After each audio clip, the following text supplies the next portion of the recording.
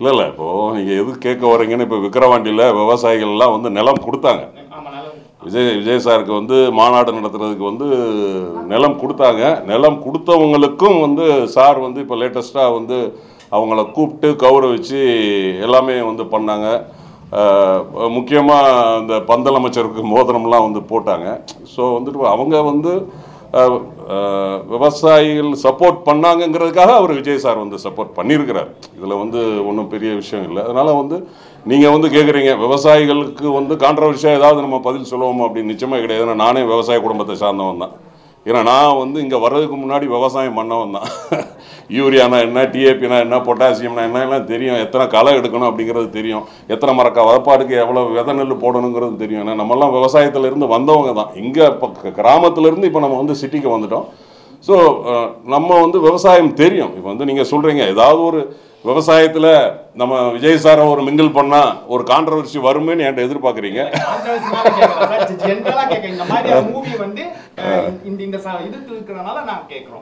அதாவது பரமன் வந்து நிச்சயமாக ஒரு நல்ல திரைப்படம்.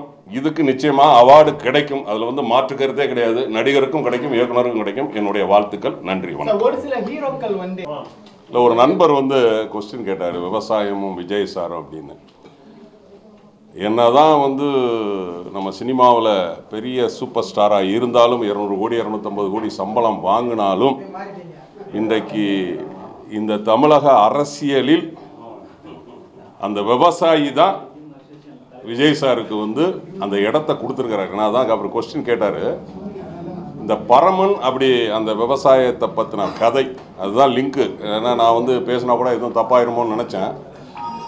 அந்த விவசாயி இடம் கொடுக்கலை என்றால் இன்றைக்கு தமிழக அரசியலில் தமிழக வெற்றி கழகம் இந்த அளவுக்கு பப்ளிசிட்டி ஆகிருக்காது, ப்ரொபகண்டா ஆகிருக்காது. ஸோ அதுக்கு காரணம் அந்த விவசாயம் தான். நன்றி. பரமன் ஒரு வரியில் சொல்லணும்னா, இன்றைக்கு நம்ம நாட்டில் முதுகெலும்பாக இருக்கிற விவசாயம், அந்த விவசாயத்தை பற்றின ஒரு கதை.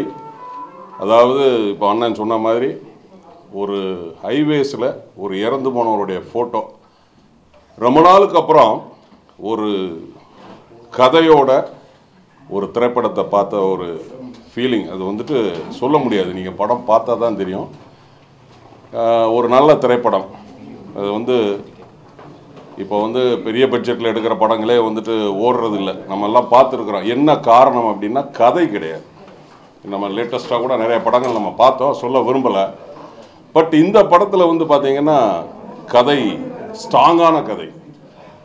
ஸ்க்ரீன் பிளே வந்து அருமையாக பண்ணியிருக்கிறாரு இயக்குனர். ஏன்னா அந்த இயக்குனரோட முந்தின படத்துலையும் நான் நடிச்சிருக்கிறேன். கால்ஸ் அப்படின்னு ஒரு படம் பண்ணியிருந்தார். அதுலேயும் நான் நடிச்சிருக்கிறேன். இதுலேயும் நான் ஒரு சின்ன வேஷம் நான் அதில் பண்ணியிருக்கிறேன். இந்த படத்தில் வந்து பார்த்தீங்கன்னா சூப்பர் குட் அண்ணன் சுப்பிரமணியன் வந்து மிக பிரமாதமான ஒரு நடிப்பு. நிச்சயமாக அந்த படத்துக்கு இந்த கேரக்டருக்கு அவருக்கு வந்து அவார்டு கிடைக்கும். ஆனால் அந்த அளவுக்கு அந்த கதாபாத்திரமாகவே அவர் வந்து வாழ்ந்திருக்கிறார். இல்லை ஒவ்வொரு அதாவது ஒரு நடிகரை வந்து பாடி லாங்குவேஜ் ஆகட்டும், அந்த அந்த டயலாக் டெலிவரி மாடுலேஷன் ஆகட்டும், விடுற மூச்சு, அதை கூட வந்து இயக்குனர் இந்த படத்தில் வந்து பார்த்து வந்து சீன்ஸ் பண்ணியிருக்கிறாரு. டப்பிங்கில் மெனக்கிட்டு இருக்கிறாரு. அது நல்லாவே தெரியுது. அதே மாதிரி வந்து பார்த்திங்கன்னா ஹலோ கந்தசாமி அண்ணா வந்து அவருடைய கதாபாத்திரத்தை சிறப்பாக பண்ணியிருக்கிறாரு.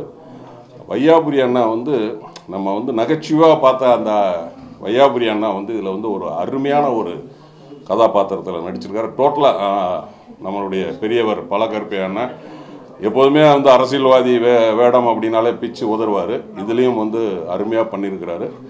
இன்ஃபினிட்டி பிக்சர்ஸ் வந்து இந்த படத்தை வந்து தயாரிச்சிருக்கிறாங்க. சபரிஸ் வந்து அதை வந்து இயக்கியிருக்கிறார். அதே போல் வந்துட்டு பார்த்திங்கன்னா பேக்ரவுண்டு மியூசிக் வந்து மிக அருமையாக வந்து பண்ணியிருக்கிறார். அதை வந்து அப்படி தூக்கி செகண்ட் ஹாஃப்லலாம் அப்படியே பிஜிஎம் வந்து அப்படி தூக்கி நிப்பாட்டியிருக்கு. அதே மாதிரி எல்லாமே அவங்களுக்கு கொடுத்த வேலைகள் டெக்னீஷியனும் சரி நடிகர்களும் சரி சிறப்பாக பண்ணியிருக்கிறாங்க. நிச்சயமாக மீடியா வந்து ஒரு நல்ல படத்துக்கு நீங்கள் வந்து உறுதுணையாக இருக்கணும். இந்த படத்துக்கு நீங்கள் உறுதுணையாக இருப்பீங்கன்னு நம்புகிறேன். நன்றி, வணக்கம்.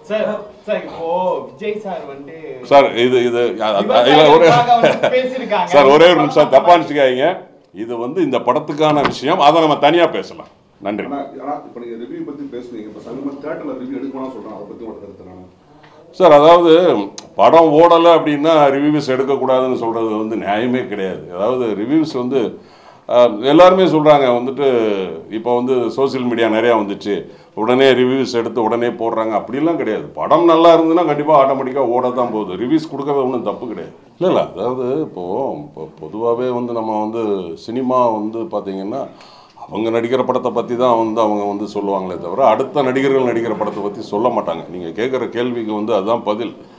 இது வந்து நிச்சயமாக வந்து பெரிய நடிகர்கள் பார்த்தவாங்கன்னா பாராட்டுவாங்க. ஏன்னா சூப்பர் குட் அண்ணா சுப்பிரமணிய அண்ணா நான் சொன்ன மாதிரி தான் அந்த படம் பார்த்துட்டு வெளியே வரும்போது அள வச்சிட்டார். அது அந்த கிளைமேக்ஸ் எல்லாம் வந்துட்டு நம்ம எதிர்பார்க்காத கிளைமேக்ஸ். அதெல்லாம் வந்து அது பெரிய நடிகராக இருந்தாலும் சரி, சின்ன நடிகராக இருந்தாலும் சரி, சினிமாவை நேசிக்கின்ற எந்த ஒரு கலைஞனும் இந்த படத்தை நல்லா இல்லைன்னு சொல்லவே மாட்டாங்க. அப்படி சொன்னாங்கன்னா அது அவங்கள பற்றி நம்ம என்ன சொல்கிறது?